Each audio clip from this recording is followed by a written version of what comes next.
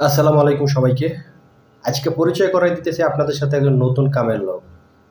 হ্যাঁও কিন্তু এনবিআর এ চাকরি করতেছিল। ওই যে ছাগলের বাবার ডিপার্টমেন্টেই, এনআরবি জাতীয় রাজস্ব বোর্ডে।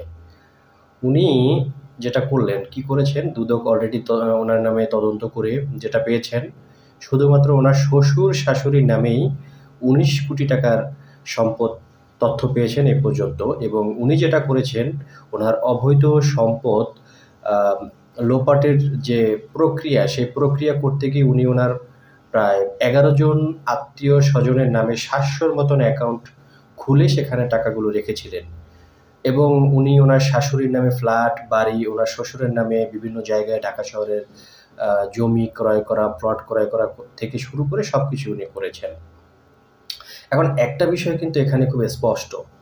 আমাদের বিভিন্ন যে ডিপার্টমেন্টগুলো আছে, বাংলাদেশ গভর্নমেন্ট যে জায়গাগুলোতে লোকজনগুলোকে দিয়েছেন স্বচ্ছতার সাথে কাজ করার জন্য, সেখানে কিন্তু প্রচুর পরিমাণে এই ফয়সাল সাহেব, মতিউর রহমানের মতন কিন্তু অনেক ছাগলের বাবা আছেন, যারা কিন্তু প্রতিনিয়ত বাংলাদেশটাকে লুটে-পুটে খাচ্ছে। বাংলাদেশের কিন্তু ১২টা বাজানোর জন্য যা, যা করণীয় তারা কিন্তু করে যাচ্ছেন। এখন গভর্নমেন্টের যে কাজটা করার কথা ছিল, সে কাজটা কিন্তু শুরুতে একটা ছাগল করে দিয়েছেন। তো ছাগল কাণ্ডের মাধ্যমে কিন্তু একের পর এক দুর্নীতিবাজ রাঘব বোয়াল কিন্তু ধরা পড়ছেন।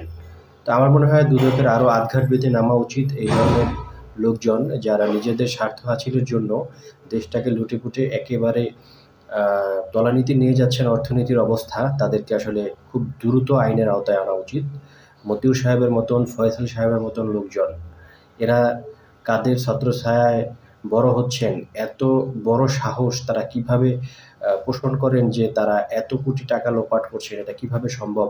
এই বিষয়গুলো আমার মনে হয় দুদকের খুব দ্রুত এবং খুব গুরুত্ব সহকারে কিন্তু খতিয়ে দেখা উচিত। অনেক তথ্য পেয়েছি মেইন স্ট্রিমগুলোতে, মেইন নিউজ যে চ্যানেলগুলো আছে, নিউজ চ্যানেল, সেখানে কিন্তু অলরেডি প্রকাশিত হয়েছে। সুতরাং এই বিষয়টা দুদকের খুব দ্রুত খতিয়ে দেখা উচিত।